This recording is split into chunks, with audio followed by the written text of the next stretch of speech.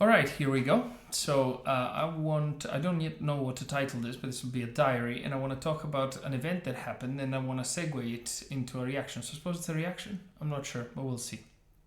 So recently, I was talking to. I'm working on a project right now, and my 13-year-old daughter is helping me out with it in various ways. Okay, so we're having a dialogue now, and I'm reading it so I can quote it verbatim over chat, right? So she did a thing and I disagree with the thing mildly, and that's what I said. Haha, not sure about that approach. A bit too on the nose. That's fine, leave it there, it might work. What do I know? Lol. That was me. Okay? Then she responded, where you're intelligent, so that automatically kind of gives you a bit of knowledge in every field, I would think. More than me anyway. That's what she said. Then I responded, lol, what's this flattery? You need money? And then she said, no, you just beat yourself up often about not knowing / not making enough money. So I wanted to say that because I think it's true and you should not feel bad even if your project doesn't succeed. And so I thought for a bit and I responded, haha, thank you, girl. Those are very kind words. You'll make an excellent wife to a very fortunate man one day. And then she responded, if I can find one, that is. So the reason I'm highlighting this is because when she said that, it struck me very much. It was very powerful words. Because I think that the fuel that makes men carry on in life is female gratefulness, fundamentally speaking. Male gratefulness also to some extent, but female gratefulness to a very different extent. And I know this is anachronistic. Yeah, I'm not interested in stupidity. So, I'll just say what I mean. And I was very, very sort of emotionally taken, let's say, despite me having trouble using these words as a general thing, by this particular sentence. And this was a genuine, proper sentence. There's no reason for me to distrust it. And this, without coming across as self-congratulatory or anything like that, but it is what my wife and I have been working really hard to make sure that the girls have in their minds. Everybody's different, so they all behave differently. This one, I'm not going to use her name for now. This one is the most cheerleadery of all of our children. She's very high. She's highly empathetic as a general thing. At least in most contexts. But my response was also truthful, and it's exactly what I meant. Those are very kind words. You'll make an excellent wife to a very fortunate man one day. In this example, there was the essence of family and what family is about. Intergenerational, intragenerational, etc. For all those who refuse to make one or don't understand why they would. For all those who cannot give themselves a reason to have a child, I've just given you one. And now, of course, you could argue, but there's no guarantee that will happen if I have a child. You're right, there isn't.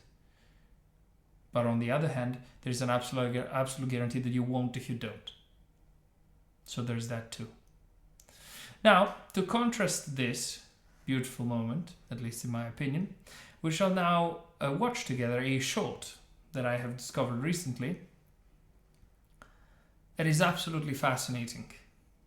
And it turns out that I've done some research to make sure I don't make too much of a fool of myself here, but this short is real, based on the little research I have done. Okay, so it's not like a skit. This is not a skit. So let's see what happens. Doing? I came out to check on you. Huh? What are you doing?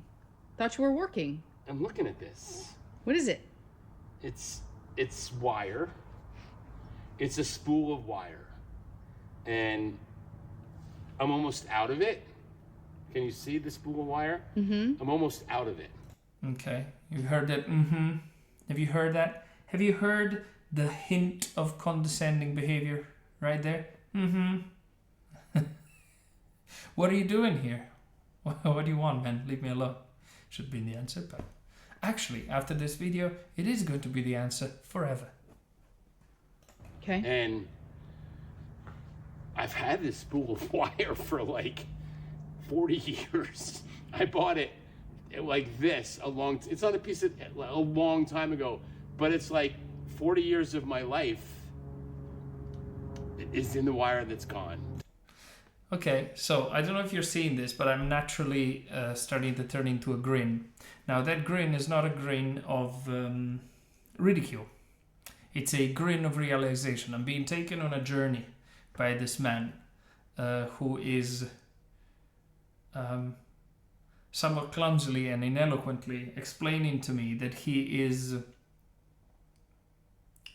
he's noticing his mortality. He's noticing time pass. He's noticing that a substantial part of his life has shifted and has expired. And this is symbolized by the piece of slightly rusty now wire that he's about to finish.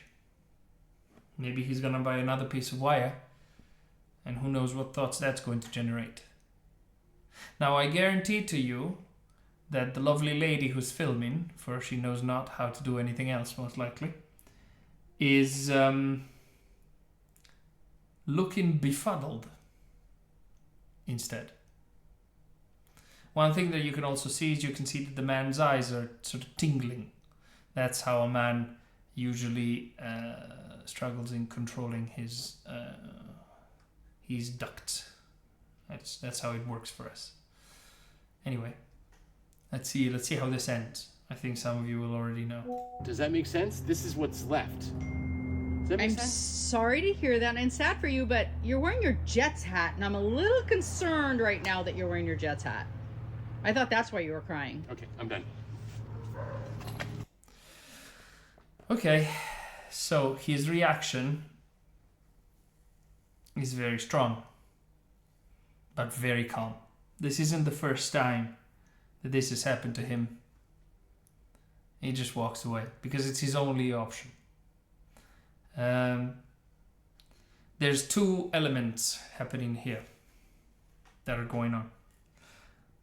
One is the wife is exhibiting an astonishing lack of empathy. And number two, she's also exhibiting a spectacular level of stupidity. I think the two kind of go together.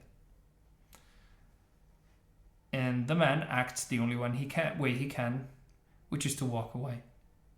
There's no option available to him. See, all of this seemed to me, I mean, obviously it could be a skit, whatever, but let's pretend that it's real. All of this seemed to me incredibly real.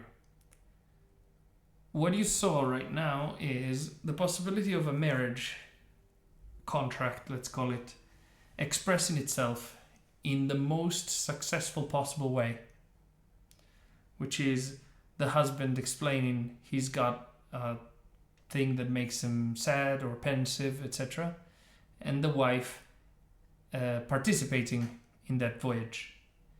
Not only does she not participate in that voyage, she engages in some sort of incredibly stupid, glib non-humor. I mean, she's female, it's difficult for her to do humor. And all he can do is just walk away as he accepts the misery of the poor choice he's made in marrying this specimen.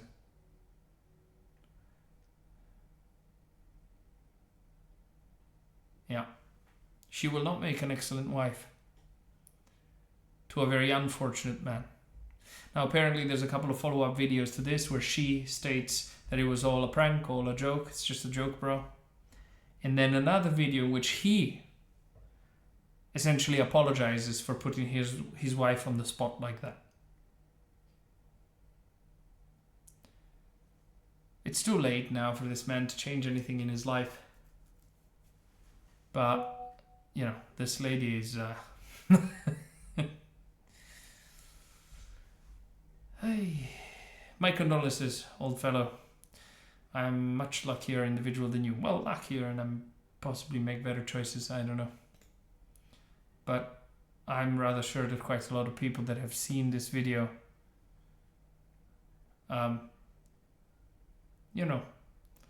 are sort of clinking an imaginary glass with you, and turning the gaze towards the bar wall. So I salute you and your spool wire.